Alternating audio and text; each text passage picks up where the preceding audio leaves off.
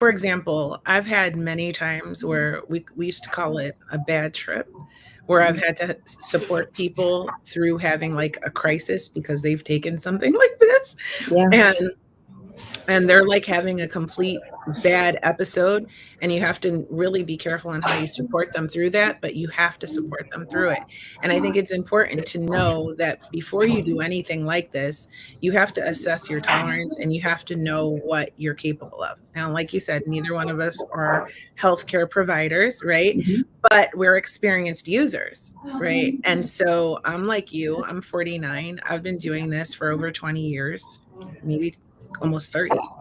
So like, so I mean, I have some knowledge and I Yeah. have some Right. experience, right?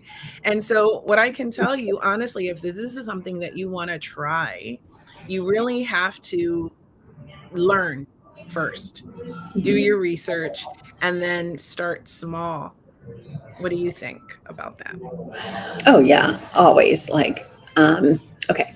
So the difference between taking drugs with your friends and having a good time and like moving into 21st century psychedelics is Mm-hmm.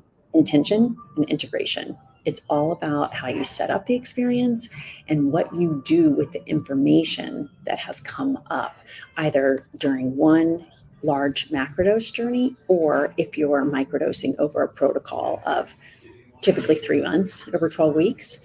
Like integrating what's happening is critical, right? That's why I created SetSet. So SetSet, company I founded, SetSet stands for set and setting. Set is your mindset. Like if you come in, if let's say you have a journey scheduled for today, and you wake up, you started your period, you got in a fight with somebody, or you're just having a shitty day, I would say you should delay your journey.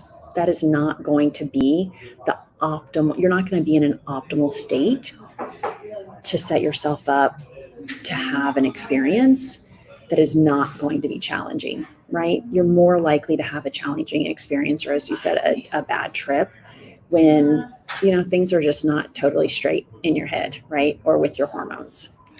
So, and then integration, what say you have this amazing experience and so much comes up, and then the next day you go out with your girls, you get back to work, you never journal, you don't go spend time in nature, like you just like kind of leave it on the table and you never revisit it and really try to draw out and connect dots and have fun and play with what happened during that time. You're just not going to get everything you could out of it, right? There's no harm, but it feels like a missed opportunity, you know? And we've all had experiences that we did not integrate, and it still left a huge impression in our life for the positive. And we still moved into our future in ways that are different than we would had we not had that experience. It's not that that's not possible. I just think that we're at a place in the world and in our lives as individuals where we are wanting, we are seeking, and this is an opportunity to figure yourself out a little bit and to have peace with the things that you can't figure out, right? I agree. And I also think it's fun. So like, you know what I And it's mean? fun. And Yeah, it's fun, and right? it's But fun. I love that you said set and setting, because this is so, and the mindset, like, because it's so, so critical. Like that is the number one best advice ever, like that Right. I would Yeah. give anyone, is just like be in a good space, right? And then the integration piece of it, because, well, let me back up. Be in a Okay. good space because if your mind is in a very negative place, it's going to enhance that. It's going to bring up a Yes. more darker experience for That's right. you. And so it's not going to be what it could be. And you can still take that information and work with it, but it's not going to be the same. So the best thing, and I think from my experience, has been setting up everything, even from where I'm going to do it, making sure I'm in a safe space, either alone or with people I trust and care about and who care about me. Making sure I have like music or good visuals, or I set the scene, right? Like I want to make sure I have a full and complete experience. And then like once I have the experience, um then I want to make sure that I'm taking everything, like you said, what comes up, right? So to unpack that a little bit, like you may have thoughts or feelings or memories or something like that that comes to the surface that's meant for you to learn from. And so journaling, I find, is like an incredible way to get that out or to remember what happened during your experience, or even recording it, even to Mhm. like just really understand what you went through, experienced, felt, and thought about, really.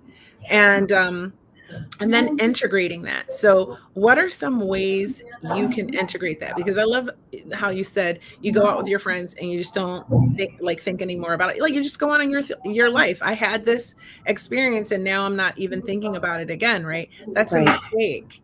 Like, so how do we integrate whatever came up for us?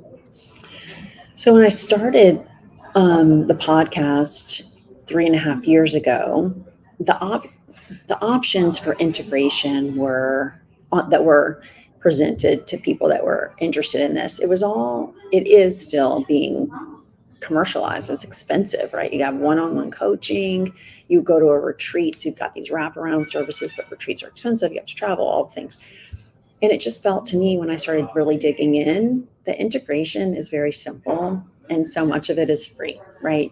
Go for a walk, like truly spend more time in nature. That creates neuroplasticity. It compounds the neuroplasticity that we've created with these compounds.